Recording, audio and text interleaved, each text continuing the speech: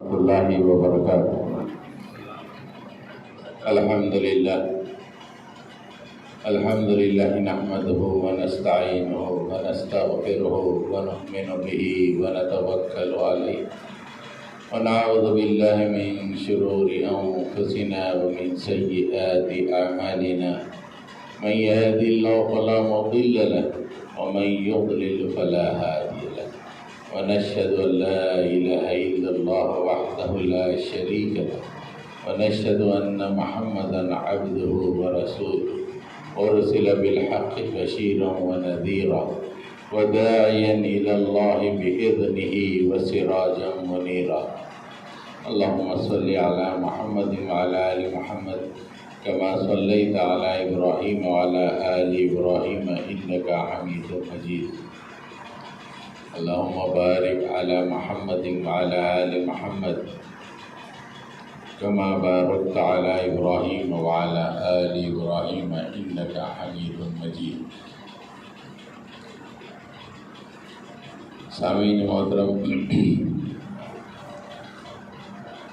قرآن مجید کے مطالعے سے پتہ چلتا ہے رمضان ایک مہینے کے جو روزے ہیں اللہ نے اہل ایمان پر ان روزوں کو فرض کیا ہے،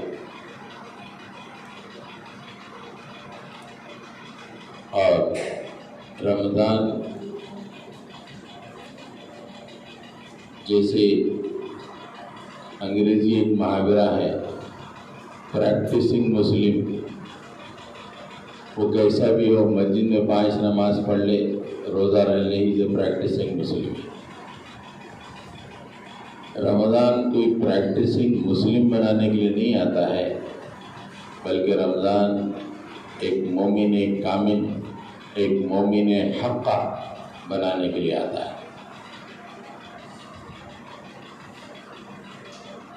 رمضان کی جو مقاصد اللہ تعالیٰ نے بیان فرمائے، 3 مقاصد بیان کیے۔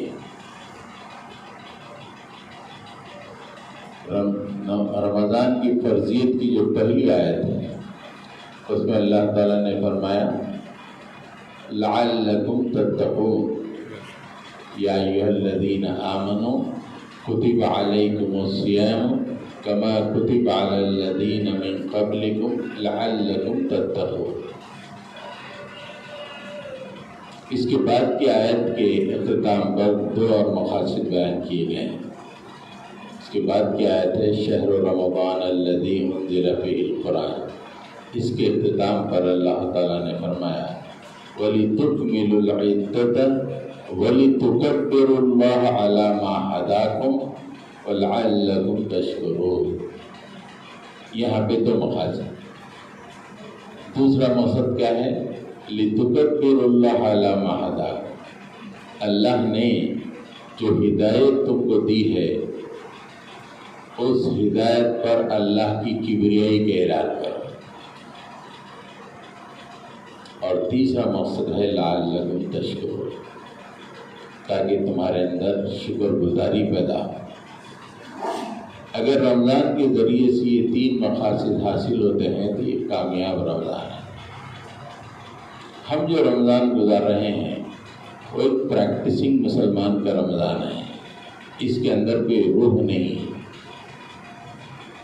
اس لیے کہ ہمارے اندر یہ کانسیپٹ ہی نہیں ہے کہ ہماری زندگی اللہ کی کبریائی کا اعلان کرنے کے لیے ہے، اور رمضان اسی کے لیے۔ اللہ کی کبریائی کے اعلان کا مطلب یہ ہے کہ جہاں ہم اللہ اکبر زبان سے کہیں، معاشرے کا قانون اللہ کے مطابق ہو، اللہ کی کتاب،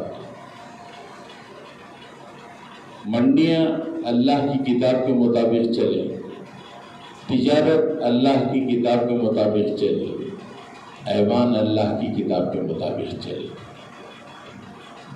آج مسجدوں میں بھی بڑی مشکل سے اللہ اکبر کا کہنے کی اجازت دی جا رہی ہے، اور ہم روزے رہ رہے ہیں، اور مقصد یہ بیان کیا گیا ہے کہ وَلِتُكَبِّرُوا اللَّهَ عَلَى مَا هَدَاكُمْ۔ رمضان کے مقاصد میں ایک یہ ہے کہ اس کے ذریعے سے تم زمین پر اللہ کی کبریائی کا اعلان کرو۔ ہم سانسیں لے رہے ہیں، بہترین زندگی گزار رہے ہیں، لیکن معاشرے میں اللہ اکبر نہیں ہے تو یہ مجرمانہ رویہ ہے۔ منڈیوں میں اللہ اکبر نہیں ہے تو یہ مجرمانہ رویہ ہے۔ ایوان اللہ اکبر کے قانون سے عاری ہیں، یہ مسلمانوں کا مجرمانہ رویہ ہے۔ ابھی عید آنے والی ہے، عید الفطر، جسے ہم بڑے جوش خروش سے مناتے ہیں اور کپڑے بناتے ہیں، شاپنگ کرتے ہیں، ہر طرح کے جتن کرتے ہیں کہ عید شاندار سے شاندار ہو۔ لیکن کیا آپ جانتے ہیں کہ مسلمانوں کی سب سے پہلی عید الفطر کب منائی گئی؟ سیرت میں یہ بات لکھی ہوئی ہے کہ جنگ بدر 17 رمضان کو واقع ہوئی۔ جنگ بدر کے بعد جب مسلمان واپس مدینہ گئے، رمضان کے اختتام پر جو عید آئی وہ مسلمانوں کی، امت مسلمہ کی سب سے پہلی عید تھی۔ مسلمانوں نے اس وقت جو عید منائی وہ مسلمانوں کی، امت مسلمہ کی پہلی عید الفطر۔ اس میں چند صحابیوں کے جسم پر ضربات کے نشانات تھے، زخم تھے، اور وہ لوگ عیدگاہوں کو جا رہے تھے نماز پڑھنے کے لیے، عیدگاہ کو جا رہے تھے۔ اور آج ہمارے جسم فربا ہیں، حلیم و دہی بڑوں سے فربا ہیں، اور ہم نماز کے لیے جا رہے ہیں عید الفطر۔ اس پہلی عید الفطر میں اور آج کی عید الفطر میں کتنا فرق ہے۔ اللہ نے انہیں جو عزت و رفعت عطا کی تھی، آج ہم روز صبح اٹھتے ہیں تو ایک دھڑکتے ہوئے دل کے ساتھ اپنے بچوں کے مستقبل کے لیے سوچتے سوچتے ہم پریشان ہو رہے ہیں کہ کیا حال ہے۔ اس لیے کہ ہمارا کانسیپٹ ہی نہیں ہے جو اسلام ہم کو جو کانسیپٹ دینا چاہتا ہے، رمضان جو کیفیت ہمارے اندر پیدا کرنا چاہتا ہے وہ ہم حاصل نہیں کر رہے ہیں۔ وہ کانسیپٹ کو دور رکھ کے صرف جسٹ کوئی غیر مسلم کہہ دے، کوئی کرسچن کہہ دے، he is a practising Muslim, that's all. What is practice? 5 وقت نماز پڑھ لیتا ہے، روزہ رکھ لیتا ہے، حج کبھی ساتھ چلا جاتا ہے، لیکن اس کے پیچھے جو روح ہے، بولے تکبر اللہ علی ما ہداکم۔ ہر مسلمان کی زندگی اسی لیے ہے، کھانے پینے، گھر بنانے، بچوں کو جن کے بچوں کی زندگی خوشحال بنانے کے لیے نہیں ہے۔ اولین مقصد اولین لتکبر اللہ علی ما ہداکم۔ یہ تو سیکنڈری چیزیں ہیں، گھر بنا لینا، گھر چلانے کے لیے کچھ روزی کا انتظام کر لینا، بچوں کو پڑھانے کے لیے، پورے سیکنڈری چیزیں ہیں۔ آج ہم ان سیکنڈری چیزوں کو پرائمری سے بھی آگے کر دیے تو آج ذلت کے شکار ہو چکے۔ ہندوستان میں RSS کی تنظیم جس کا 100 سال کچھ ہی سالوں کے اندر منانے والے ہیں، آپ ان کو دیکھیں تو ہم جس وقت کالج میں پڑھتے تھے، 1970s کی بات، 77 کے آس پاس کی بات بتا رہا ہوں میں، اس وقت ہندوستان میں 1,25,000 سنگ چالک چھوٹے چھوٹے مختلف گاؤں میں ہندوستان کے 400 روپے تنخواہ پہ اپنی زندگی کو وقف کیے ہوئے تھے۔ اور وہ وقت تھا کہ مسلمان ہمارے بچوں کو جاؤ سعودی جاؤ کماؤ، دبئی جاؤ کماؤ، یہ کماؤ وہ کماؤ۔ ہم کو بھی اللہ نے جو چاہا ہم کو دے دیا، اور RSS کو بھی اللہ نے جو چاہا وہ دے دیا۔ آج ان تمام کمائیوں، ان تمام بہتر خوشحالیوں کے باوجود آج ہمارا کیا حال ہے؟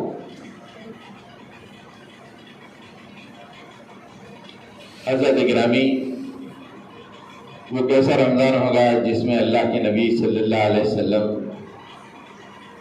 صحابہ کرام کو لیے ہوئے میدان بدر کی طرف چلے تھے، اور اللہ تعالیٰ نے مسلمانوں کی نصرت فرشتوں کے ذریعے سے کی۔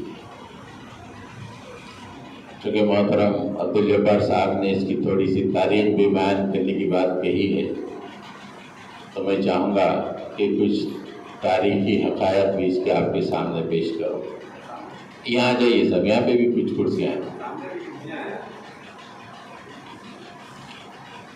ادھر پیچھے والے ادھر بیٹھ جائیں تو جو آئیں گے ادھر آ جائیں گے، آ جائیے۔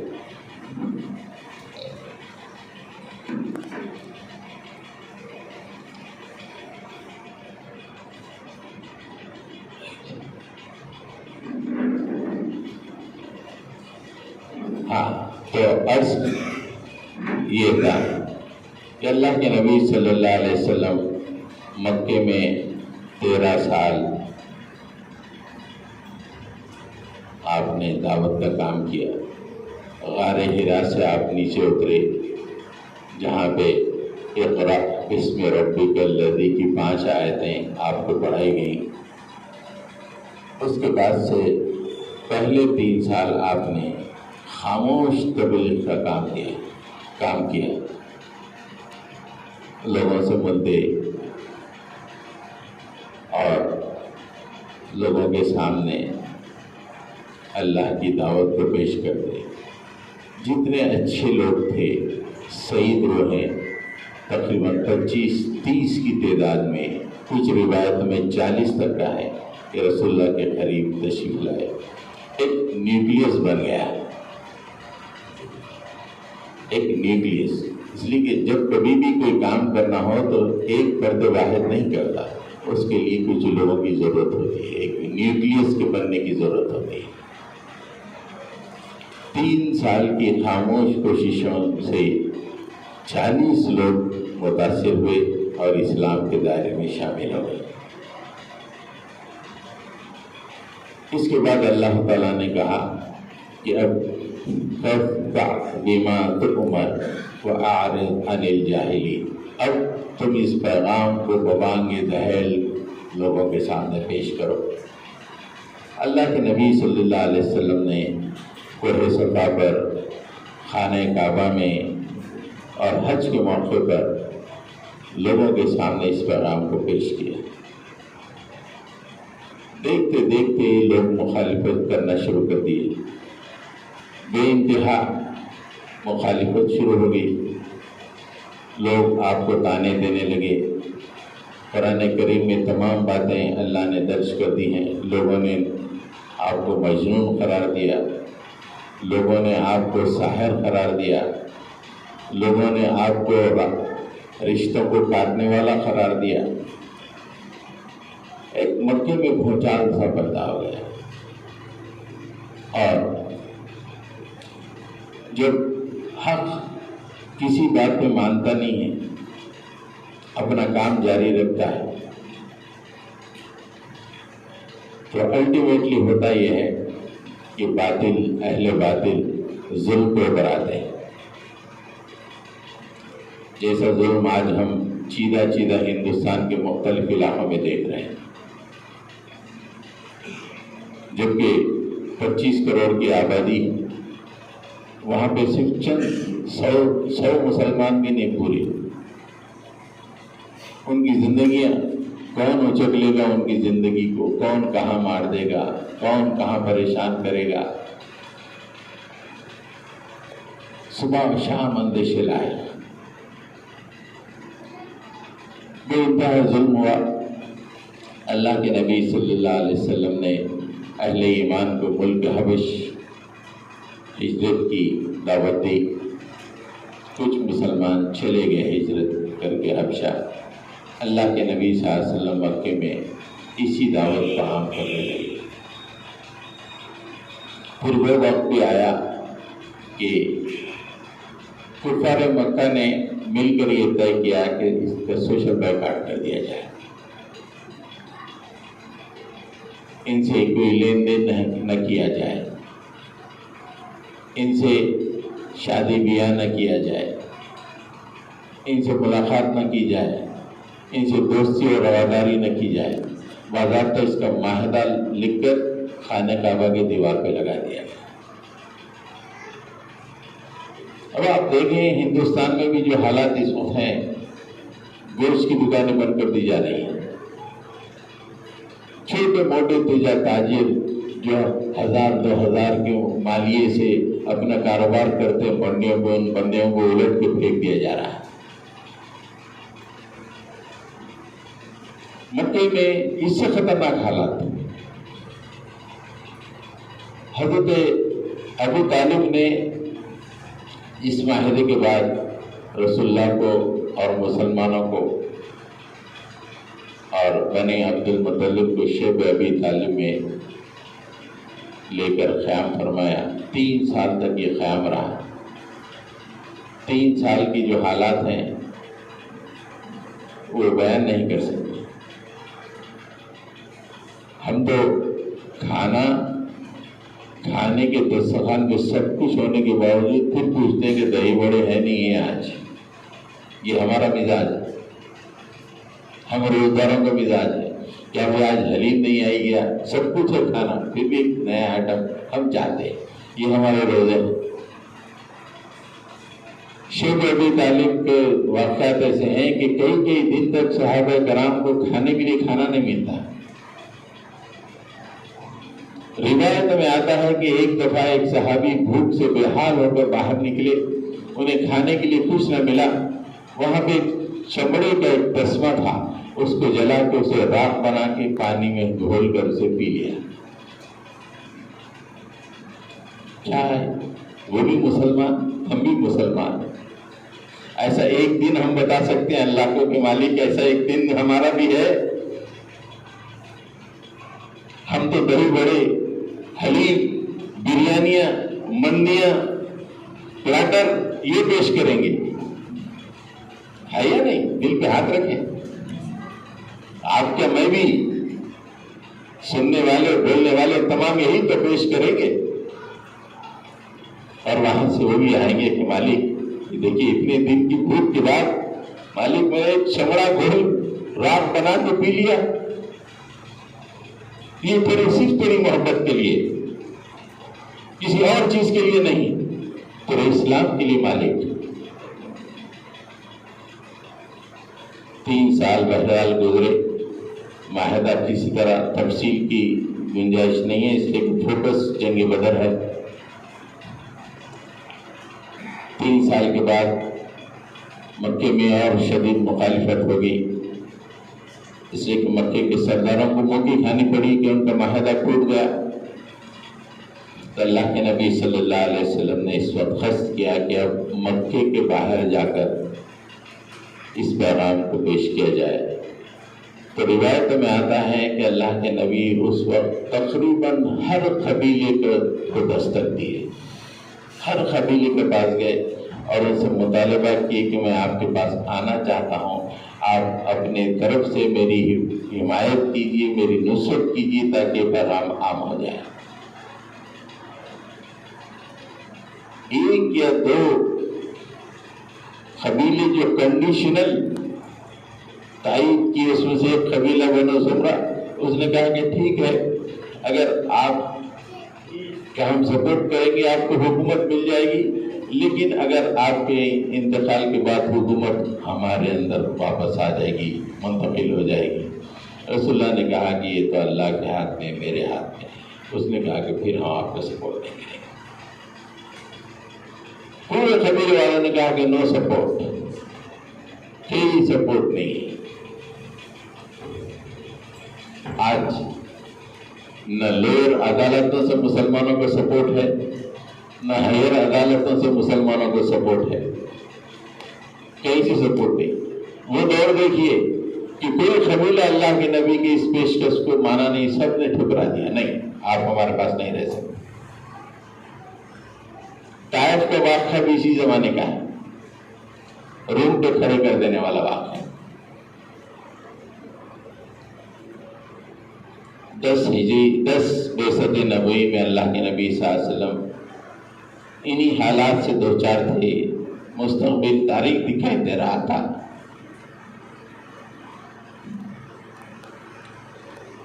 حج کا موقع تھا.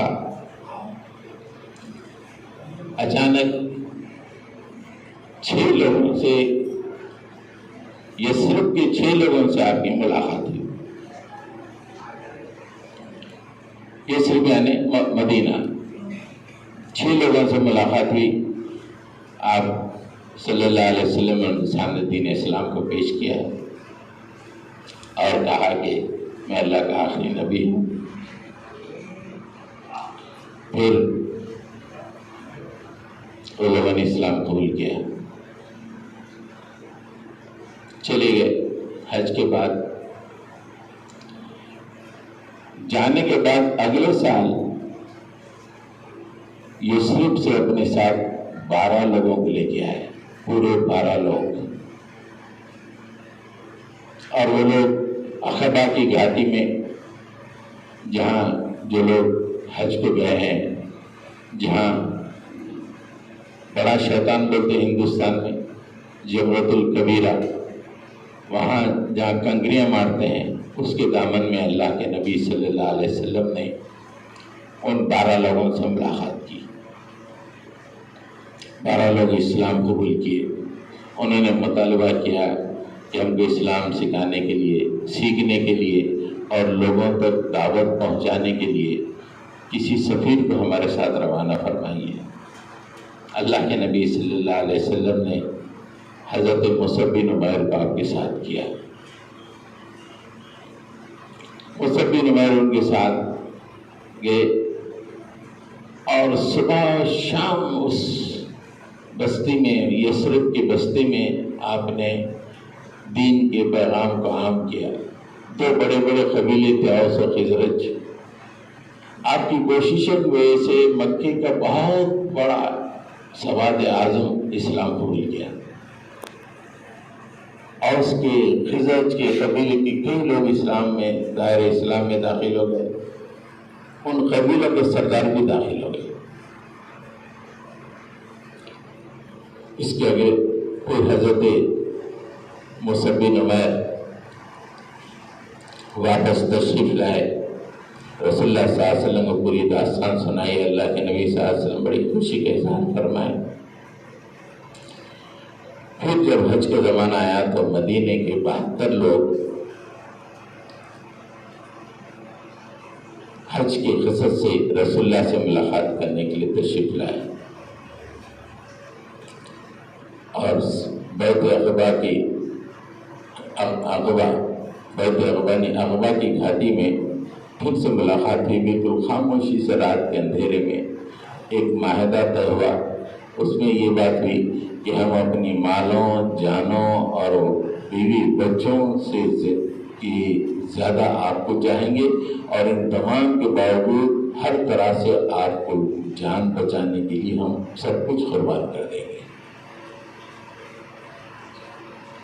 بڑی انٹرسٹنگ معاہدہ ہے، اس کا بھی اس وقت نہیں ہے.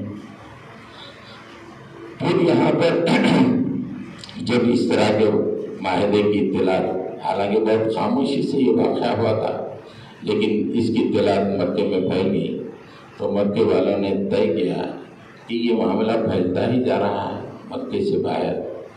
اب تمام مشرک دارالندوہ میں بیٹھے اور پروگرام بنائے کہ کیا کرنا چاہیے. طرح طرح کے مشورے آئے، لیکن ابو جہل نے کہا کہ کچھ نہیں. ہر قبیلے میں کے ایک نوجوان نکلے اور رات میں محمد صلی اللہ علیہ وسلم کے گھر کو گھیر لے. صبح جب وہ فجر کے لیے نکلے تو تمام ایک ساتھ حملہ کر کے انہیں ختم کر دیا. وہ رات کیسی ہوگی؟ اللہ کے نبی صلی اللہ علیہ وسلم کے گھر کو گھیر لیا گیا. اللہ کے نبی صلی اللہ علیہ وسلم کو اللہ نے حکم دیا کہ مدینے کی طرف اب آپ کو ہجرت کرنا ہے. پہلے ہی سے اشارہ مل گیا تھا، حضرت ابوبکر صدیق کو تیار کر لیا گیا تھا. اللہ کے نبی صلی اللہ علیہ وسلم اس روز رات میں مکے اپنے گھر سے نکلے، ریتی کچھ مٹی اٹھائی ان ظالموں کو پھینکا، اللہ تعالیٰ نے ان پر اونگ اتاری کر دی، اللہ کے رسول نکل گئے۔ حضرت ابو بکر کو لے کے 3 دن غار سور میں رہے، پھر اس کے بعد آپ مدینے کی طرف ہجرت کر کے مدینہ پہنچ گئے۔ اب مدینہ جانے کے بعد مکے والوں میں بڑی کھلبلی مچ گئی، اور مدینہ جانے کے بعد اللہ کے نبی صلی اللہ علیہ وسلم سب سے پہلے 3 یہودی قبائل تھے، بنو قینقاع، بنو نضیر، بنو قریظہ، ان تینوں قبائل سے، یہودی قبائل سے آپ نے معاہدے کیے۔ پھر آپ مدینے کا ایک کانسٹیٹیوشن بنائے کہ مدینے کی یہ جو ریاست ہے، یہ مدینے کے جو معاملات ہیں اس کو چلانے کے لیے کانسٹیٹیوشن۔ ہمارے پاس رسول اللہ صلی اللہ علیہ وسلم کے بارے میں یہی بات آتی ہے کہ آپ شملہ پہنتے تھے، آپ کی داڑھی تھی، آپ مسواک کرتے تھے، آپ تسبیح کرتے تھے۔ یہ نہیں کہ آپ نے مدینے کا جو کانسٹیٹیوشن ہے آپ نے مرتب کروایا، جیسا ہمارا کانسٹیٹیوشن، ہر ملک کا ایک کانسٹیٹیوشن ہوتا ہے۔ اللہ کے نبی مدینہ پہنچنے کے بعد تمام یہودی قبائل سے معاہدے کرنے کے بعد مدینے کا ایک کانسٹیٹیوشن بنایا، اور اس طرح آپ مدینے کے والی بن گئے اس کانسٹیٹیوشن کی وجہ سے۔ ایک انٹرسٹنگ بات یہ ہے کہ اللہ کے نبی صلی اللہ علیہ وسلم کے مدینہ پہنچنے سے پہلے وہاں کا ایک سردار تھا جس کا نام تھا عبداللہ بن ابی۔ عبداللہ بن ابی کو مدینے والے اپنا سردار تقریباً مان چکے تھے، صرف ایک وقت کا تعین تھا کہ کب اس کی تاج پوشی ہونی ہے۔ اس کی تاج پوشی کے لیے موتیوں کا تاج بھی بنا لیا گیا تھا۔ عبداللہ بن ابی اور اس کے ماننے والے اس کے لیے موتیوں کا تاج بنا لیے۔ جب اس کو تاج پہنایا ہی جانے والا ہوتا ہے، اللہ کے نبی صلی اللہ علیہ وسلم ہجرت کر کے مدینہ پہنچتے ہیں اور مدینے کے حکمراں بن جاتے ہیں۔ عبداللہ بن ابی کے دل میں کتنی نفرت ہوگی آپ اندازہ لگائیے، کتنا بغض ہوگا اللہ کے نبی صلی اللہ علیہ وسلم کے لیے۔ اب ادھر مکے میں بڑا بھونچال، بڑی نفرت کہ اب محمد صلی اللہ علیہ وسلم مدینہ پہنچ گئے ہیں، ہماری دسترس سے باہر ہو گئے۔ تو مکے والوں نے مدینہ والوں کو، عبداللہ بن ابی اور اس کے ماننے والوں کو ایک خط لکھا کہ دیکھو ہمارے صاحب تمہارے پاس آئے ہوئے ہیں، یہ دین سے پھر گئے اور ہم ان کو ناپسند کرتے ہیں، یہ ہمارے پاس سے کسی طرح نکل کے تمہارے پاس آ گئے، ہم تم سے مطالبہ کرتے ہیں کہ تم انہیں اپنے شہر سے باہر نکال دو۔ اگر تم یہ کام نہیں کرو گے تو ہم ایک بڑی فوج لائیں گے اور مدینے پہ حملہ کریں گے اور جوان مردوں کو قیدی بنائیں گے اور تمہاری عورتوں کی حرمتوں کو پامال کریں گے۔ یہ خط مکے سے باضابطہ عبداللہ بن ابی اور اس کے ساتھ مشرکین کو گیا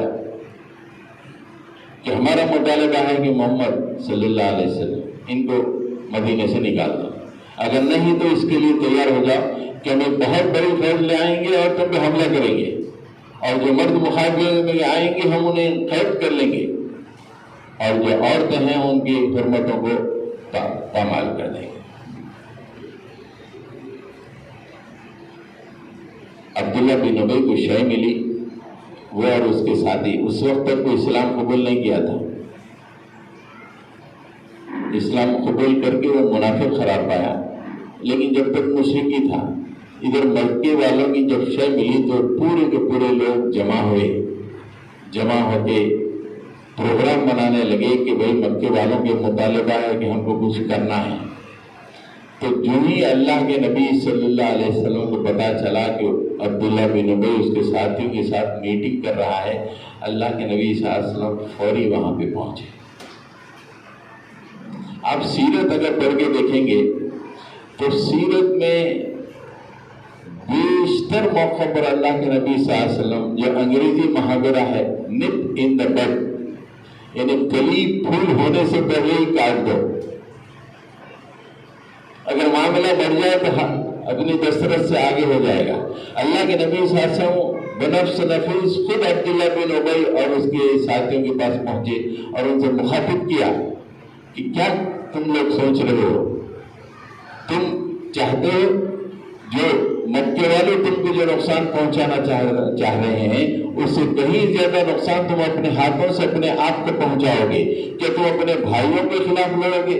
کیا تم اپنے بیٹوں کے خلاف لڑو گے؟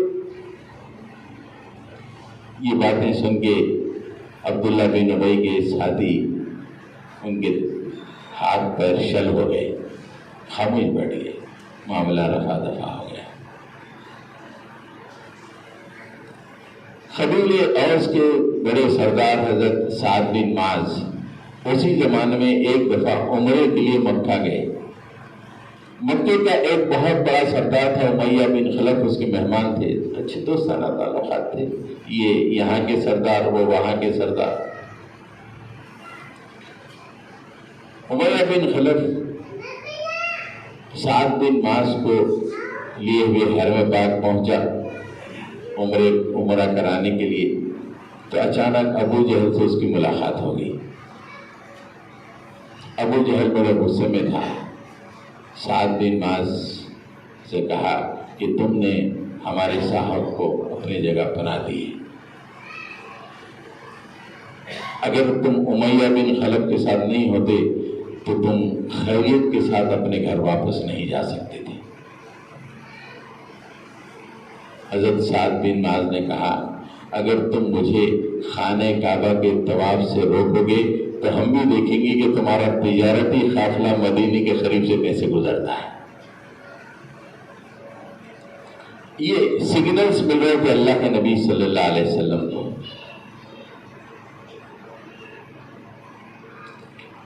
اسی دوران میں قرظ بن جابر فہری نامی ایک مشرک مکے سے ایک دستے کو لے کر مدینے پہ حملہ کیا، مدینے کی چراگاہ پر جہاں پہ مدینے کے جانور چرتے ہیں، اور نقصان پہنچایا، بہت سے جانوروں کو لے کے چلا گیا۔ اور مکے والوں نے مکے سے جو ہجرت کر کے مسلمان مدینہ آئے تھے ان کو بھی یہ میسیج پہنچایا کہ تم مدینے میں جا کے اپنے آپ کو سیف نہ سمجھو، ہم آئیں گے اور وہاں بھی تمہارا خاتمہ کر دیں گے۔ ایک ایسا وقت تھا مدینے میں ہر طرف ایک خوف کا عالم تھا۔ یہ عالم تھا کہ کب مکے والے آئیں گے، مدینے پہ حملہ کر دیں گے۔ اللہ کے نبی صلی اللہ علیہ وسلم کے بارے میں آتا ہے کہ راتوں میں آپ سو نہیں سکتے تھے، اس لیے کہ یہ خوف لاحق رہتا تھا کہ کب کوئی حملہ کر دے، آپ پہ آ جائے، آپ پہ حملہ کرے اور نعوذ باللہ معاملہ کچھ اور ہو جائے۔ ایک دفعہ ام المومنین کہتی ہیں کہ اللہ کے نبی صلی اللہ علیہ وسلم نے ان سے کہا کہ میں کئی راتوں سے سویا نہیں ہوں، اے کاش کہ کوئی مسلمان رات میں پہرا دیتا تو میں آج آرام سے سونا چاہتا۔ کیا راتیں ہیں دوست! اللہ کے نبی کئی دنوں تک رات میں سو نہیں سکے اس اندیشے کی بنا پر کہ کہیں مکے والے حملہ آور نہ ہو۔ ہماری راتیں ایسیاں لگی ہوئی ہیں، ٹھنڈی بہترین چل رہی ہے، آرام سے سو رہے ہیں، ذرا اس رات سے کمپیئر کر لو۔ یہ اللہ کے ہم امتی ہیں، اللہ کا نبی صرف اسلام کے لیے، صرف اللہ کی محبت کے لیے کئی راتوں تک سو نہیں سک رہا۔ ام المومنین سے رسول اللہ نے کہا کہ اگر کوئی پہرا دے تو اچھا ہے. آپ بول ہی رہے تھے کہ اچانک باہر کسی کی ہتھیار کی آواز آئی، ہتھیار کی جھنجھناہٹ کی آواز آئی. رسول اللہ نے پوچھا کہ کون ہے؟ میں سعد بن ابی وقاص. کیوں آئے اس وقت؟ مجھے لگا کہ آپ کو خطرہ لاحق ہے، اس لیے میں نے سوچا کہ پہرا دینے کے لیے آپ کے پاس آ گیا. اللہ کے رسول صلی اللہ علیہ وسلم بڑے خوش ہوئے، دعا دیے اور رات میں اطمینان سے آپ سو گئے. کہ ابتدائی دنوں میں مدینے کے مسلمانوں کا حال یہ تھا کہ رات دن ہتھیار بند کیے ہوئے رہتے تھے، پتہ نہیں کب حملہ ہو جائے. رسول اللہ صلی اللہ علیہ وسلم کے پاس لوگ آتے تھے، پہرا دیتے تھے رات میں.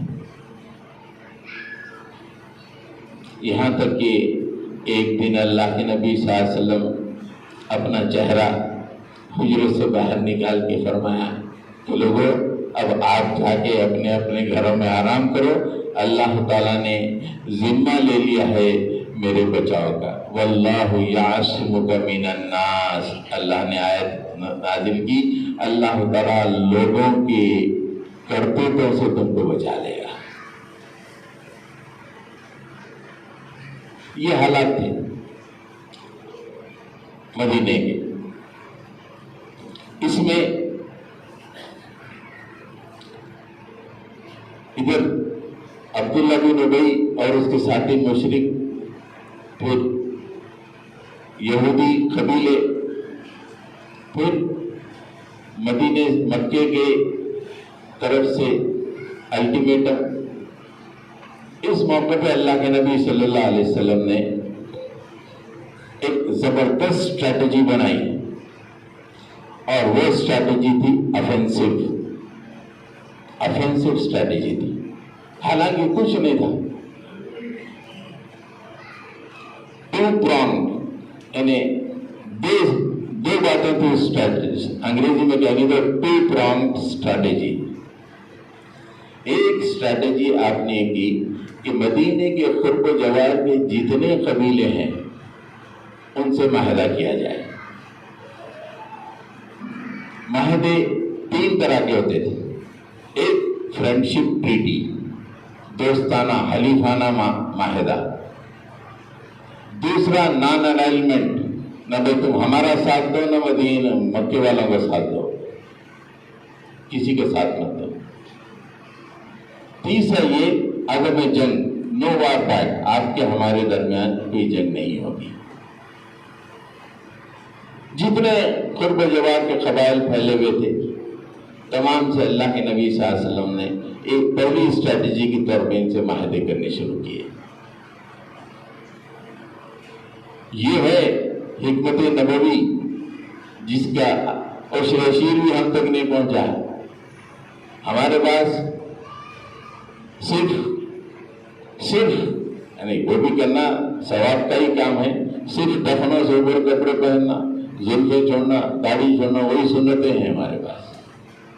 یہ سنت کہ آپ نے قرب و جوار کے تمام قبائل سے معاہدے کیے. تو دوسری اسٹریٹجی آپ نے یہ بنائی کہ مکے والوں کا جو تجارتی قافلہ جس شاہراہ سے گزرتا ہے وہ مدینے کے قریب سے گزرتا ہے، 70-80 کلومیٹر دور سے وہ راستہ جاتا ہے.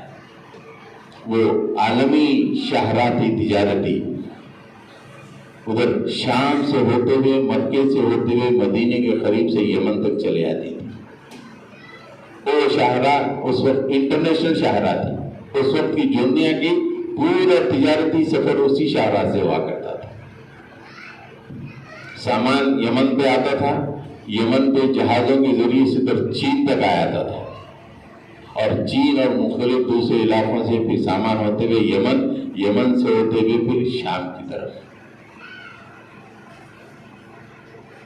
لإيلاف قریش إيلافهم رحلة الشتاء والصيف. گرما اور سرما، گرمی کے علاقے میں سردیوں کی طرف قریش اپنے سامان تجارت کے لیے جاتے تھے، اور یمن کی طرف سردیوں میں گرمیوں کی طرف، سردیوں میں یمن کی طرف، گرمیوں میں شام کی طرف. وہ شاہراہ کو اس کی ناکہ ہو تاکہ اکنامکلی مکہ کمزور ہو جائے. اکنامکلی کمزور کرنا کسی ملک کو انتہائی ضروری ہے. آج بھی وہی اسٹریٹجی ہے. دیکھیے آج اکنامک سینکشنز ایران پہ لگ گئے، روس پہ لگ گئے، سب مل کے اکنامک، سب سے پہلے اکنامک سینکشنز لگا دیں. یہ اسٹریٹجی رسول اللہ کی جو دنیا والے فائدہ اٹھا رہے ہیں اور مسلمان صرف مسجد کے ہو کے رہ گئے. اکنامک سینکشن کہ جو تمہاری تجارتی شاہراہ ہے ہم اس کی ناکہ بندی کریں گے اور اس سے تم کو گزرنے نہیں دیں گے.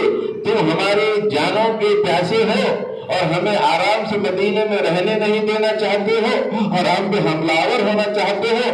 ہماری یہ اسٹریٹجی ہے کہ ہم تمہیں تمہاری ناکہ بندی کر دیں گے. اور دوسرا، قرب جوار کے قبائل سے اللہ کے نبی صلی اللہ علیہ وسلم نے تجارتی معاہدے فرمائے. پہلے 2 سال مدینے کے پہلی ہجری دوسری ہجری کے واقعات دیکھیں تو آپ کو پتہ چلے گا.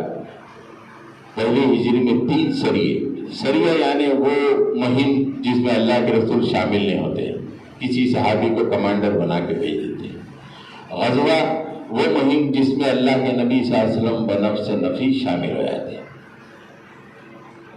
تو پہلی ہجری میں آپ دیکھیں کہ سریہ سیف البحر حضرت حمزہ کی امارت میں صدر کمانڈری میں اللہ کے نبی نے سیف البحر کی طرف بھیجا اور مقصد یہ تھا کہ مکے کی تجارتی قافلے کی ناکہ بندی.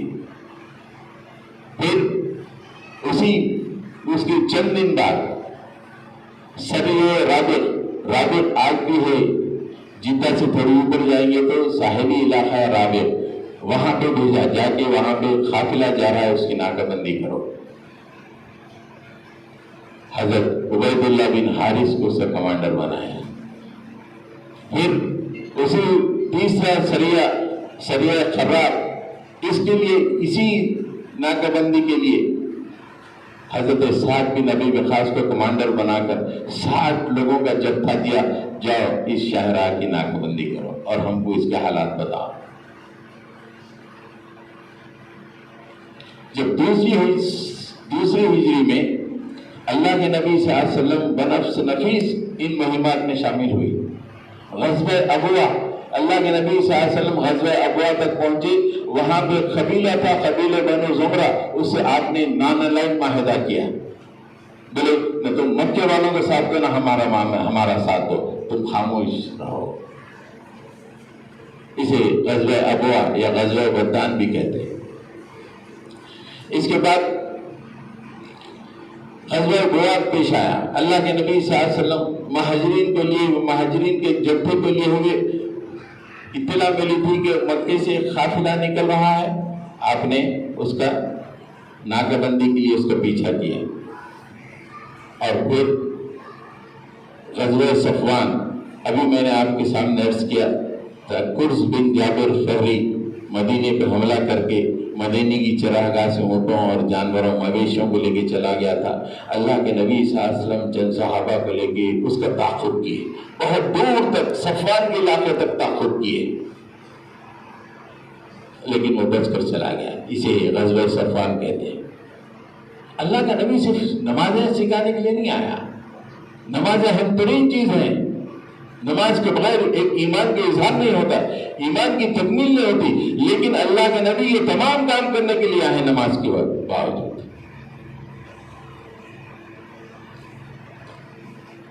غزوہ ذوالشیرہ 2 ہجری میں ہوا.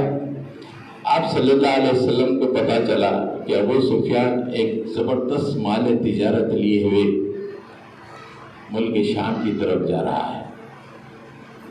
آپ صلی اللہ علیہ وسلم نے ایک جمعیت کھلی اور اس کی ناکہ بندی کرنے کے لیے ذوالشیرہ کے پاس پہنچے.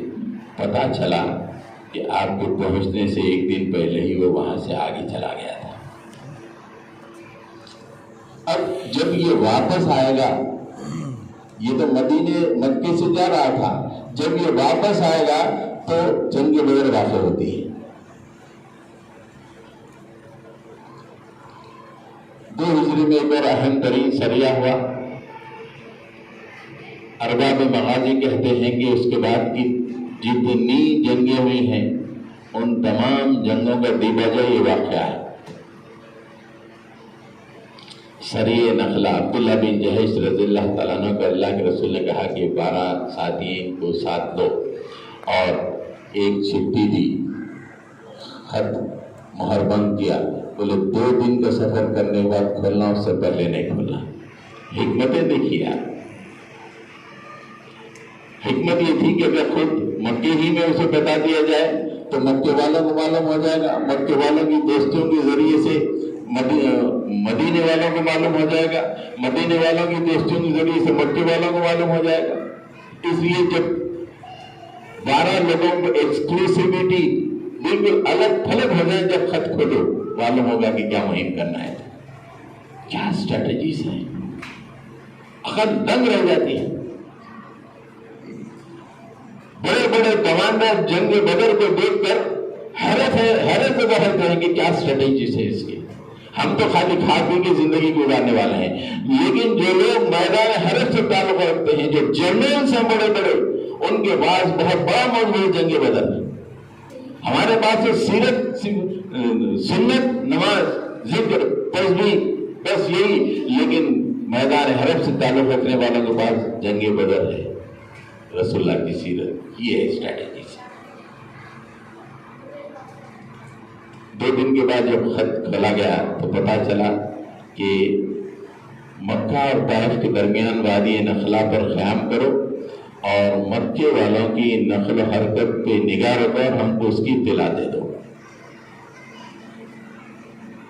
عبداللہ بن جہش نخلا کے قریب پہنچے، اتفاق سے وہاں پہ ایک چھوٹا سا 2-3 لوگوں کا قریش کا قافلہ گزر رہا تھا۔ حضرت عبداللہ بن جہش نے اس پر حملہ کر دیا اور اس میں ایک حضرمی نامی سردار مارا گیا، بہت سارا مال تجارت مل گیا۔ یہ اتفاق سے چونکہ سفر پہ تھے، ڈیٹس کا اتنا تعین نہیں کر سکے تھے، لیکن محرم کے آخری دن یہ معرکہ پیش آیا۔ ڈیٹس کا صحیح تعین نہیں ہو سکتا سفر میں، آج کے دور میں بھی ارے کیا ڈیٹ ہے بھائی پوچھتے ہم، ارے یہ ہے، ارے سفر میں معلوم ہی نہیں ہوتا۔ اور اس زمانے میں جب کہ نہ گھڑیاں ہیں، نہ کیلنڈر ہے، نہ سیل فون ہے، تو بہرحال 29 محرم کو یہ حملہ ہوا، اور محرم حرام مہینہ ہے جس میں جنگ حرام ہے۔ مکے والوں نے زبردست پروپیگنڈا شروع کر دیا کہ دہشت گرد لوگ ہیں، مسلمان دہشت گرد ہیں، حرام مہینوں میں یہ جنگ کر رہے ہیں۔ یہ اتنا پروپیگنڈا ہوا کہ اللہ کے نبی صلی اللہ علیہ وسلم بھی متاثر ہو گئے۔ عبداللہ بن جہش واپس آئے اور وہ مال غنیمت دیا تو اللہ کے نبی صلی اللہ علیہ وسلم مال غنیمت نہیں لیے، آپ سے گفتگو بھی نہیں کی، قریب آئے، چہرہ پھیر لی۔ عبداللہ بن جہش کا دل بڑا کھٹا ہو گیا، بڑی خوشی سے آئے تھے، اللہ کے نبی کا یہ رویہ دیکھ کے بڑے مایوس ہوئے۔ دوسرے دن صبح اللہ کے نبی نے عبداللہ بن جہش کو بلایا، لاؤ تمہارا مال غنیمت، میں اسے قبول کروں گا۔ رات اللہ نے آیتیں نازل کی ہے، تمہارے عمل کی توثیق کی ہے، اور کہا ہے کہ الفتنۃ اشد من القتل، فتنہ قتل سے زیادہ شدید ہے، اور تم نے جو کیا ہے میں نہیں، عرش والے نے اس کی تصدیق کر دی ہے کہ تم صحیح کیے ہو، لا مال تجارت میں حاصل کر لوں گا۔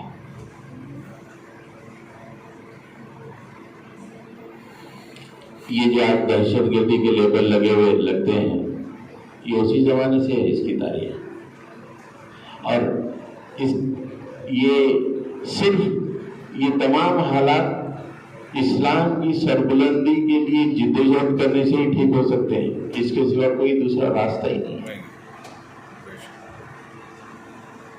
صرف اور صرف اسلام کے لیے جدوجہد کریں ہی تو یہ حالات بدل سکتے ہیں۔ نہ پولیٹیکل پارٹی سے ملیں یا اس کو جتانے کی کوشش کریں، اس کو ہرانے کی کوشش کریں، یہ پورے ٹائملی باتیں ہو سکتی ہیں، کبھی کامیابی کبھی ناکامی، لیکن اصل تو یہ ہے کہ اسلام کو سربلند کیا جائے، جبھی حالات ٹھیک ہو سکتے ہیں۔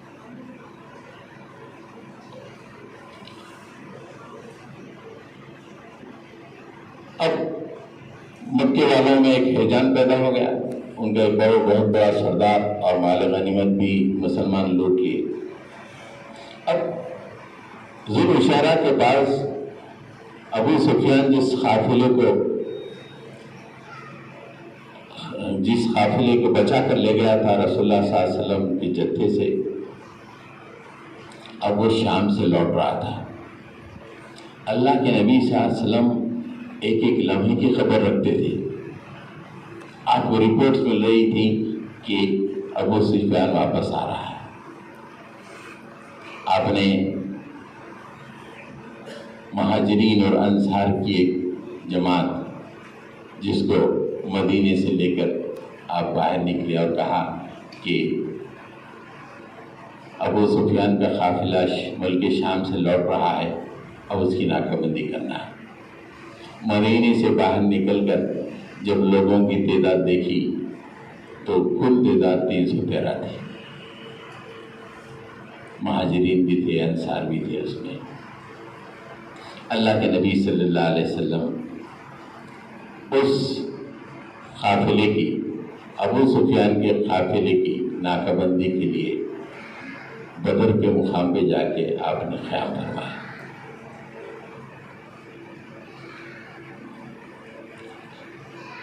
ادھر ابو سفیان بھی چوکنا تھا، میں اس شاہراہ سے جا رہا ہوں، اس سے پہلے اس شاہراہ پہ ناکہ بندیاں ہوئی ہیں، مدینے والے شاید ناکہ بندی کریں گے۔ اس کی جاسوس بھی اسے خبریں دے رہے تھے، اور اس کی جاسوس نے اسے خبر دی کہ مدینے والے ناکہ بندی کے لیے نکل گئے۔ ابو سفیان بھی کچھ دور پہلے پڑاؤ کر لیا، اور پڑاؤ کرنے کے بعد آگے بڑھا دیکھنے کے لیے، بنفس نفیس آگے بڑھا کہ دیکھنے کے لیے حالات کیا ہیں، کوئی تاک میں تو بیٹھے ہوئے نہیں ہیں۔ تو جب آگے بڑھ کے ایک مقام پر اس نے دیکھا کہ اونٹ کا کچھ گوبر گرا ہوا ہے، اس نے اس گوبر کو اٹھا کر، ٹیکنیک دیکھیے اس زمانے میں، سائنس، آج کے لوگ سائنس بولتے ہیں، اس زمانے کی سائنس دیکھیے کتنی زبردست تھی، ٹاپ کی۔ ابو سفیان نے اونٹ کے گوبر کو یا اونٹ کے مینگنی کو توڑا تو اس کے اندر کھجور کا دانہ نکلا، کھجور کی گٹلی نکلی۔ ارے یہ تو مدینے کا چارہ ہے، مطلب یہ ہے کہ قرب زبان میں مدینے کے اونٹ ہے، مطلب یہ ہے کہ لوگ ہماری تاک میں یہاں پہ بیٹھے ہوئے ہیں۔ سیرت پڑھنے سے ذہن کھل جاتا ہے، کیا اسٹریٹجیز، کافروں کی زبردست اسٹریٹجیز، اس پہ رسول اللہ کی زبردست اسٹریٹجیز، ان کا سوچ، ان کے طریقے دنگ رہ جاتے ہیں۔ تو سوچ سکتا کہ مینگنی سے، اونٹ کی مینگنی سے یہ پتا چلے کہ یہاں پہ لوگ تاک میں بیٹھے ہوئے۔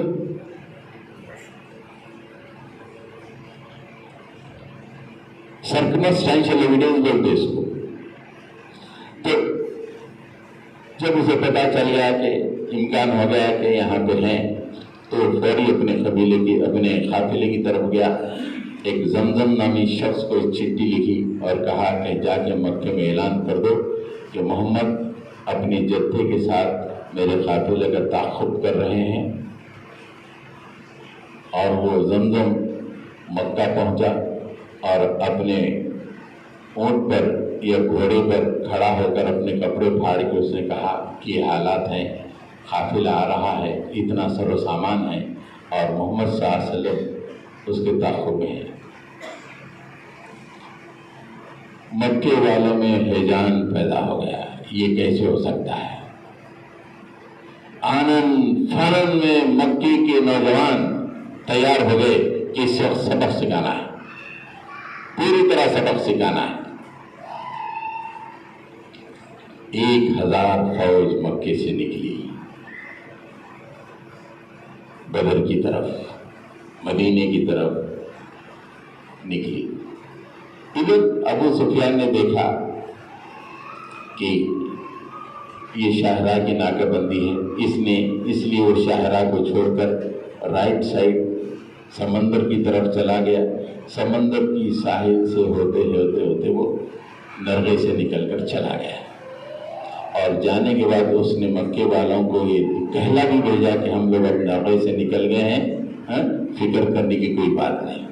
یہ بات مکے والوں تک پہنچنے کے باوجود وہ لوگ اتنے غصے میں تھے کہ نہیں، ہم اس کا بدلہ لے کے رہیں گے۔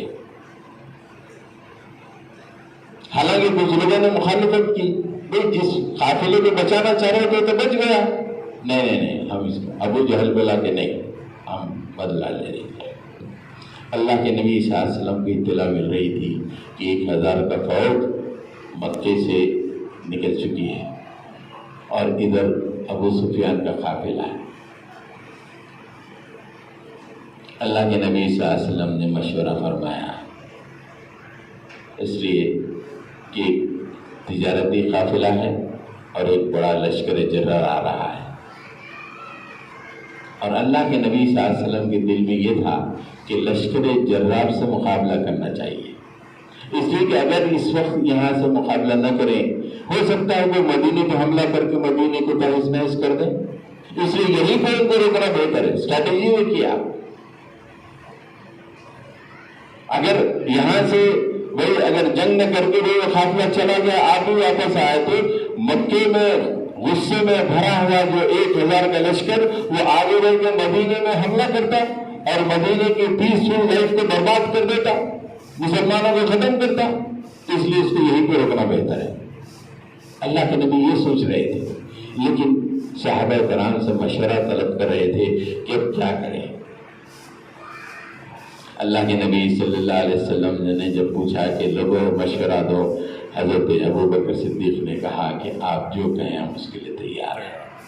حضرت عمر فاروق رضی اللہ تعالیٰ عنہ نے کہا کہ اللہ کے رسول، ہم بنی اسرائیل کی طرح نہیں ہیں جو یہ کہہ دیں فاذهب انت وربك فقاتلا انا ہاہنا قاعدون، تم اور تمہارا رب جا کے لڑو، ہم یہیں بیٹھے رہیں گے، ہم ایسے لوگ نہیں ہیں۔ اگر آپ ہم کو رات غماد تک چلنے اور سمندر میں کودنے کا حکم دیں گے تو ہم آپ کے ساتھ سمندر میں کود جائیں گے۔ اللہ کے نبی خوش ہوئے، مطمئن ہوئے، لیکن آپ کا روح سخن انصار کی طرف تھا۔ اسی انصار سے جو بیعت عقبہ میں معاہدہ ہوا تھا، اس میں یہ تھا کہ اگر مدینے پہ کوئی حملہ کرے تو سب مل کے مقابلہ کریں گے۔ اب یہ تو بدر ہے، مدینے سے باہر ہے، اور یہاں پہ اگر جنگ ہو تو وہ معاہدہ کور نہیں کرتا۔ کتنی حکیمانہ باتیں ہیں سیرت میں، کہاں کتنا 80 یا 90 100 کلومیٹر دور بدر، اور انصار زیادہ تعداد میں فوج میں، اور ان سے تو معاہدہ یہ ہے کہ مدینے پہ حملہ ہوا تو ہم مقابلہ کریں گے آپ کے ساتھ۔ اب یہاں پہ تو مدینے کے باہر ہو رہا ہے، لوگوں مشورہ دو۔ حضرت سعد بن معاذ بھاگ گئے کہ اللہ کے رسول صلی اللہ علیہ وسلم کا روح سخن انصار کی طرف ہے۔ آپ نے کہا کہ اللہ کے رسول، لگتا ہے کہ آپ کا روح سخن ہماری طرف ہے، آپ کے ذہن میں یہ بات ہے کہ صرف ہم مدینے ہی میں آپ کا ساتھ دیں گے، باہر نہیں۔ آپ سن لیجئے، ہم نے آپ کے ساتھ وفا کرنے کا معاہدہ کیا ہے۔ آپ ہمیں جہاں لے جانا چاہیں ہم آئیں گے، جہاں آپ چھوڑ دیں گے ہم چھوڑے جائیں گے، جتنا مال ہم سے لے لیں گے ہم دینے کے لیے تیار ہیں، جتنا مال آپ ہمارے لیے چھوڑ دیں ہم اس کے لیے تیار ہیں، لیکن آپ جتنا مال لیں گے آپ کے چھوڑ گئے مال سے وہ ہم کو زیادہ پسند ہوگا۔ ہم آپ کا ساتھ دیں گے، آپ ہمیں لے کے سمندر میں کود جائیں، ہم سمندر میں کودنے کے لیے تیار ہیں۔ جب اس طرح کا سپورٹ انصار کی طرف سے ملا تو اللہ کے نبی صلی اللہ علیہ وسلم بڑے خوش ہوئے.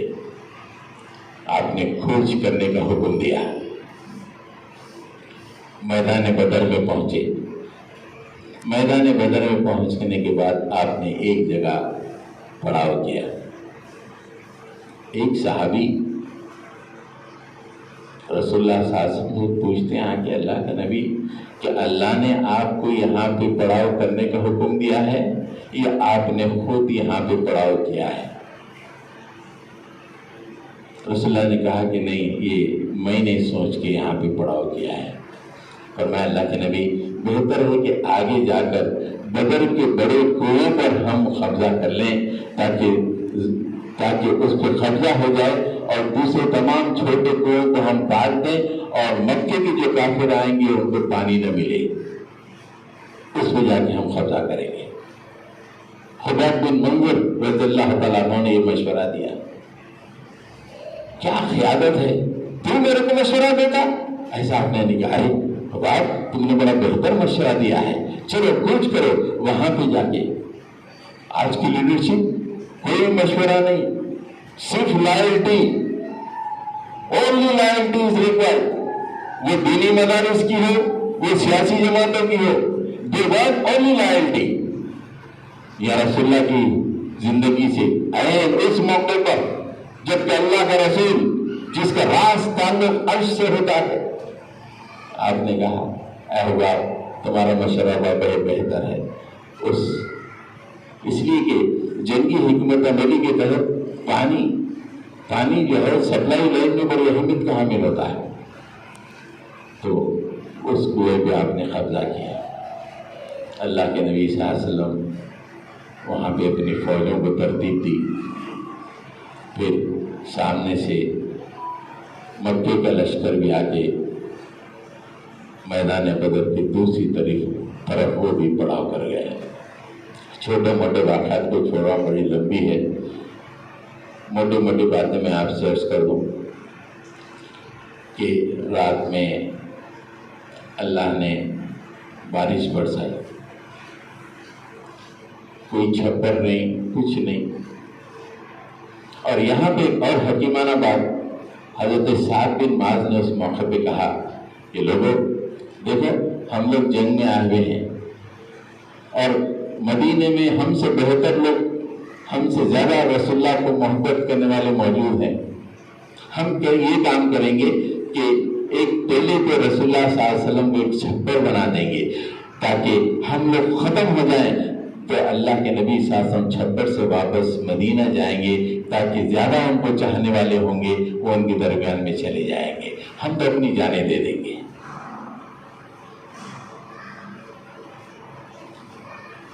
اللہ کے نبی صلی اللہ علیہ وسلم نے اس بات کو پسند فرمایا. لوگوں نے اللہ کے نبی صلی اللہ علیہ وسلم کے لیے چھپر بنا دیا.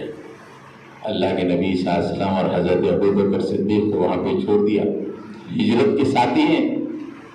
حضرت ابوبکر صدیق اس چھپر میں آپ کو بٹھا دیے. 2 اونٹنیاں وہاں پہ تیار رکھے گئے اور حضرت سعد بن معاذ کے ساتھ 12 انصار صحابیوں کا ایک جتھا وہاں پہ متعین کر دیا سیکیورٹی کے لیے. اس کے بعد رات آئی. رات میں بارش ہوئی تو بارش بے سر و سامانے کا عالم، سر چھپانے کے لیے جگہ نہیں، نہ ٹینٹ ہے نہ کچھ ہے، آسمان کے نیچے. لیکن اللہ تعالیٰ نے رات میں بہترین نیند مسلمانوں کو عطا کی. بارش ہوئی. بارش کے بارے میں اللہ تعالیٰ نے فرمایا کہ اس کے کئی فائدے ہیں. ایک فائدہ یہ کہ لِيُطَهِّرَكُمْ بِهِ، اس کے ذریعے سے ہم تمہیں پاک کرنا چاہتے تھے.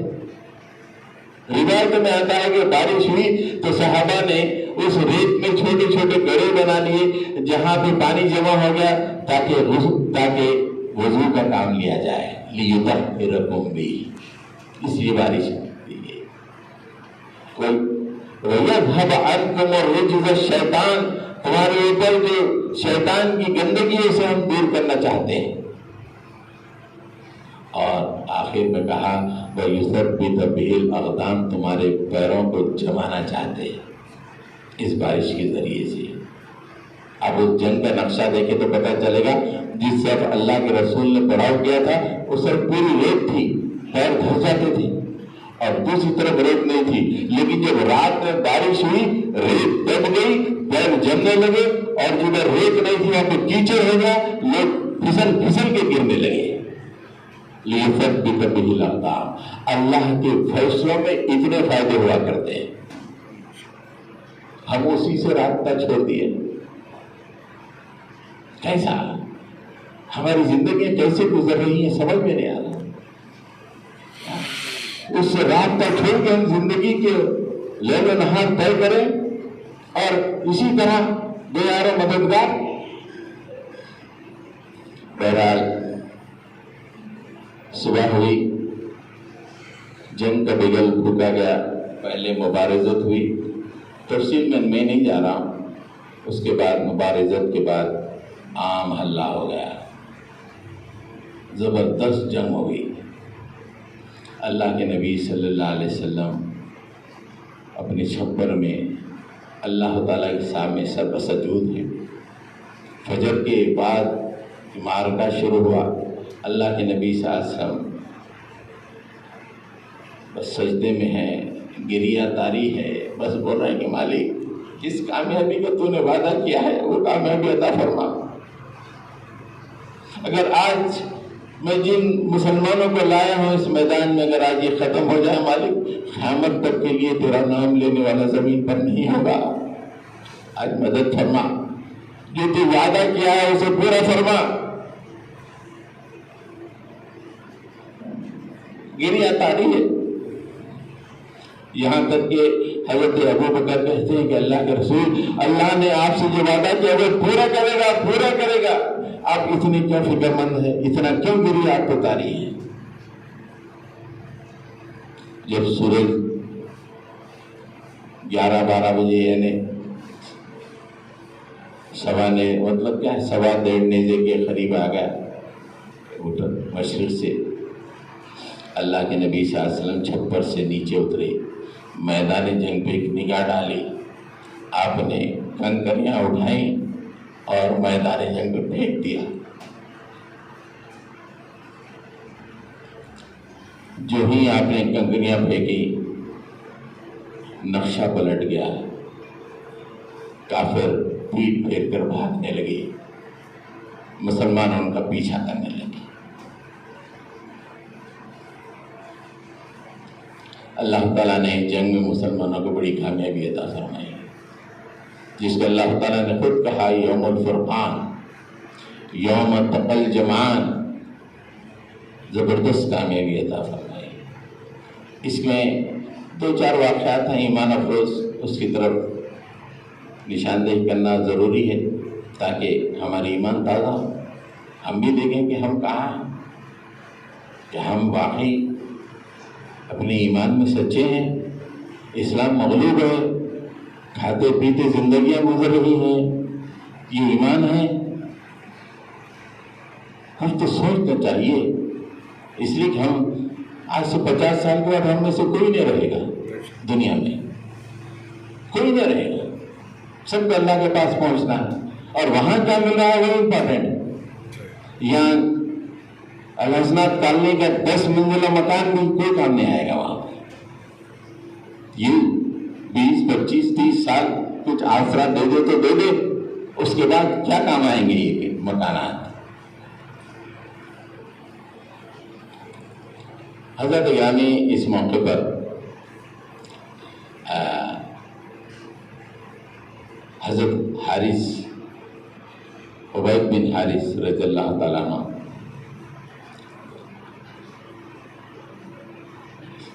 رسول اللہ صلی اللہ علیہ وسلم سے پوچھتے ہیں کہ اس وقت کیا حکم ہے؟ اللہ کے رسول صلی اللہ علیہ وسلم فرمایا ہے کہ اس وقت تو جنت کے دروازے کھلے ہوئے، آپ کے ہاتھ میں توشدان تھا جس میں کچھ انگور آپ نوش فرما رہے تھے، توشدان کھول کے انگور نوش کرنے لگے اور کہا کہ جنت میں جانے کے لیے اتنا دیر اتنا انتظار کہ میں انگور کھا لوں، یہ نہیں ہو سکتا۔ یعنی انگور کھانا بھی جو پیریڈ ہے جنت میں جانے کا بہت لمبا ہو جائے گا، یہ نہیں ہوگا۔ فوری اس انگور کو پھینک دیا اور میدان جنگ میں کود پڑے اور اللہ نے انہیں شہادت نصیب فرمائی۔ حضرت عوف بن حارث، ان کا نام ہے حضرت عوف بن حارث رضی اللہ تعالیٰ، شہید ہو گئے۔ یہاں تو افطار کیسا کر رہے ہیں ہم لوگ، وہاں پہ انگور میں کوئی ٹائم نہیں ہے جنت میں جانے کے لیے، اتنا ٹائم نہیں رہتا۔ کیا ایمان افروز واقعات بدر کے۔ ایک اور صحابی نے اللہ کے رسول صلی اللہ علیہ وسلم سے پوچھا کہ اللہ کے رسول اس وقت اللہ کا کیا حکم ہے؟ اللہ کے رسول نے فرمایا کہ اللہ تعالیٰ کہتا ہے کہ اس وقت بے سر و سامان اگر کوئی آدمی جنگ میں حصہ لے لے گا تو وہ جنت میں چلا جائے گا۔ وہ اس وقت زرہ پہنے ہوئے تھے، انہوں نے کہا کہ سر و سامان کی کیا ضرورت ہے، زرہ کو نکالا، بازو پھینکا اور میدان جنگ میں کود پڑے۔ اس لیے اللہ نے کہا ہے کہ بے سر و سامان سے جو ہوگا جنت میں جائے گا۔ ادھر سے انسٹرکشن ایکشن، انسٹرکشن ایکشن، یہاں انسٹرکشن بازو رکھو، دیکھنا ہے ابھی زندگی کے مزے ہیں۔ ارے this time this is the instruction for you, hold on, ٹھیک ہے ابھی زندگی ہے۔ وہاں پہ زندگی وفا نہیں کرے گی۔ ان کا خیال یہ تھا کہ نو دیر از نو ٹائم، فوری اس وقت کود رہا ہے اور اس عظیم شان چیز جسے جنت کہتے ہیں حاصل کرنا ہے۔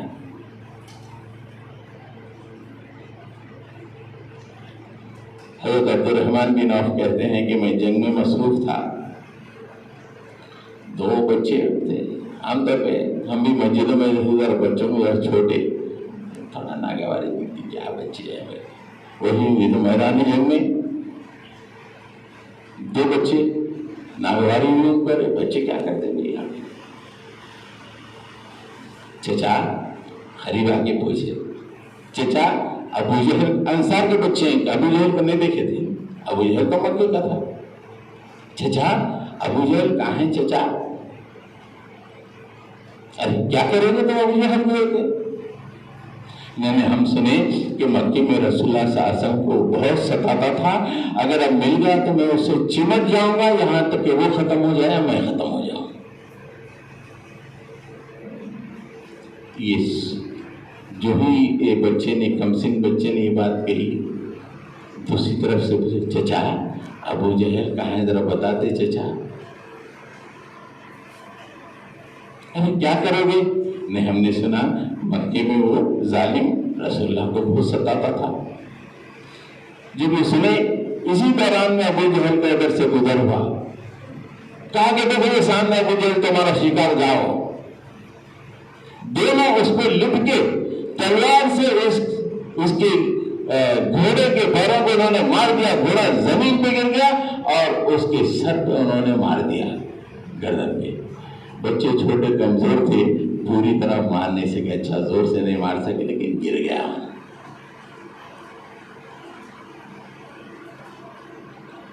جنگ ختم ہوئی تو اللہ کے رسول صلی اللہ علیہ وسلم پوچھے کہ ابو جہل کا ذرا حال معلوم کر کے آؤ۔ تو ایک صحابی گئے ابو جہل کا حال معلوم کرنے کے لیے۔ بچے چھوٹے تھے، ذرا کاری ضرب نہیں لگی تھی، مرا نہیں تھا، ابھی زندہ تھا، نیم موت کا عالم تھا۔ جا کے دیکھا، قریب گیا تو اس وقت بھی کہتا ہے، اے میرے کو گردن سے مت کاٹ، میں قریش کا سردار ہوں، سینے سے کاٹ مجھے تاکہ لوگوں کو معلوم ہو کہ میں سردار ہوں۔ کیسے لوگوں سے رسول اللہ صلی اللہ علیہ وسلم کا سابقہ تھا، انا کی کس منزل میں تھے ظالم، اور چھوٹے تو کمسن بچے اپنے رسول کی محبت میں کیا کر گئے دوستو، قیامت تک کے لیے تاریخ بنا دی۔ بچے بڑے بوڑھے سب کے لیے ہیرو بن گئے بچے۔ حضرت غلامی اللہ تعالیٰ نے جنگ بدر میں اہل ایمان کو، میں بالکل چونکہ جنگ بدر خود ایک ٹاپک ہے جس پہ تقریباً 4-5 لیکچر ہوتے ہیں، میں چھوٹے سے وقت میں جتنا ایک مفہوم پیش کر سکتا تھا میں نے آپ کے سامنے کیا۔ اللہ تعالیٰ نے اس میں فرشتوں کو نازل کیا، مسلمانوں کو زبردست کامیابی حاصل ہوئی، 70 کافر ختم کیے گئے اور مسلمان 10 یا 12 شہید، 14 مسلمان شہید ہوئے، اور پھر کئی کافروں کو اللہ کے نبی صلی اللہ علیہ وسلم نے گرفتار کیا، واپس مدینہ آئے اور صحابہ سے مشورہ کیا۔ دیکھیے ہر معاملہ مشورے سے ہوتا ہے، وہی قیدیوں کا معاملہ کیا کرنا چاہیے،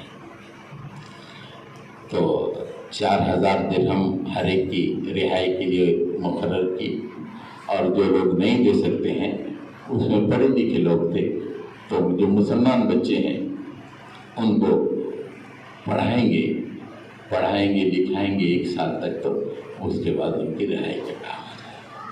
علم کی جو اہمیت ہے، ایک قیدی، جنگی قیدی، اس کی رہائی کے لیے پیسے نہیں ہیں، بچوں کو ہمارے پڑھا۔ آج ہمارے بچے پڑھ رہے ہی نہیں، لاکھوں کروڑوں ڈال رہے ہیں لیکن پڑھ رہے نہیں۔ اللہ کے نبی نے اتنی اہمیت بتائی کہ ہماری قوم کے بچوں کو پڑھنا چاہیے، یہ کفاران قریش جو خیری بن کے ان سے ہم پڑھائیں گے۔ بہرحال اس میں ہمارے لیے بے انتہا اسباب موجود ہیں۔ آج کے دور میں سب سے بڑا سبق یہ ہے کہ مشکل حالات میں اسلام کے فروغ کے لیے، اسلام کو غالب کرنے کے لیے اگر ٹھہریں گے ہی تو حالات بدلیں گے، اس سے ہٹ کے کوئی there is no other go۔ آپ نوٹ کر لیجئے، آپ سینکڑوں اسٹریٹجیز بنا لیجئے، پولیٹیکل پارٹیز فلوٹ کر لیجئے، کسی کو جتائیے، کچھ بھی لابیز کیجئے، کچھ نہیں ہوگا جب تک دین اسلام غالب نہیں ہوگا، اور اس وقت تک یہ حالات بدلیں گے نہیں۔ اس وقت انہوں نے جو پہلی عید منائی تھی، عید الفطر، کتنی خوشی سے منائی تھی۔ آج حالانکہ دنیا میں 170 کروڑ مسلمان بستے ہیں، پورے عید منا رہے ہیں، لیکن ان کی عید جو تھی وہ بیش قیمت تھی 170 کروڑ مسلمانوں کی عید کا۔ انہوں نے وہاں پہ جنگ بدر کے بعد عید منائی، اس لیے آج ساری دنیا میں 170 کروڑ مسلمان پھیلے ہوئے۔ تو اس وقت باطل کے حالات سے پشمردہ نہیں ہونا چاہیے، سیرت پڑھیے، اسٹریٹجیز، بہترین اسٹریٹجیز کے ذریعے سے۔ دینی اسٹریٹجی کیا ہونا؟ اپنی آخرت کے لیے نہیں، میری زندگی کے لیے نہیں، میرے گھر کے لیے نہیں، میرے بچوں کی نہیں، اسلام کے لیے اسٹریٹجی ہونا۔ ہم کیا اسٹریٹجیز بنا رہے ہیں؟ ہماری خوشحال زندگی کے لیے، ہماری آرام زندگی کے لیے ہم لوگ اسٹریٹجیز بنا رہے ہیں۔ ہماری سمندر میں کوئی لہر نہ چلے اس لیے ہم اسٹریٹجی بنا رہے ہیں۔ اسٹریٹجی ہمارے آرام کے لیے نہیں، اسٹریٹجی اسلام کے لیے، اسلام کے لیے اسٹریٹجیز بنانا، اسلام کو فروغ دینا، غیر مسلموں میں قرآن کے پیغام کو پیش کرنا۔ سیرت ہر مرحلے پہ ہم کو گائیڈ کرتی کہ do this at this stage, یہ کرو اس اسٹیج پہ، یہ کرو یہ اسٹیج پہ۔ تو یہ رمضان کا جو مقصد تھا لیکبر اللہ علی ما ہداکم، اس کے لیے رمضان مبارک آیا ہے، جس کے لیے ہم کو کوشش کرنی چاہیے، حالات سے کبھی مایوس نہیں ہونا چاہیے۔ مسلمان خون اور آگ کے دریا سے ایک نے کئی دفعہ نکلے ہیں، ہماری تاریخی آگ و خون کی دریا ہے، دوسروں کی ہوگی بہاروں کی تاریخ، ہماری تاریخ تو آگ و خون کی ہے۔ آج ہم اس کو بدل کے ایسے مکانات ایئر کنڈیشن لگا کے آرام سے کریں، یہ اللہ کو قبول نہیں ہے۔ یہ ایک نہ ایک دن اس میں بدلنا ہی پڑے گا، نہیں تو یہ ہم ابھی گلی کی خبر ہے، اندور میں یا کہیں ایک ایم پی میں ایک ریٹائرڈ پولیس والا، ایک ہی مسلمان گھر، اور اس کے بازو اس کا دوست ہندو، وہ بھی پولیس میں۔ جب لوگ آئے تو وہ دوست جو پولیس میں اس کے ساتھ ساتھ بولا آگ لگا دو، بولا گھر میں آگ لگا دی۔ ایسی داڑھی ہے مول صاحب کی، آگ لگا دیں. کل یہ پرسوں کا واقعہ ہے MP میں کہیں ہے.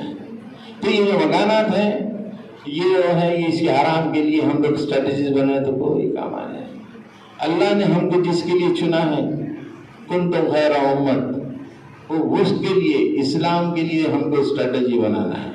رمضان اسی لیے ہے اور نمازیں اسی لیے ہیں اور سب کچھ اسی لیے ہے. یہی بدر کا پیغام ہے. رب اغفر وارحم انت خیر الراحمین. صلی اللہ تعالی علی محمد وعلی آلہ واصحابہ اجمعین برحمتک یا ارحم الراحمین والحمد للہ.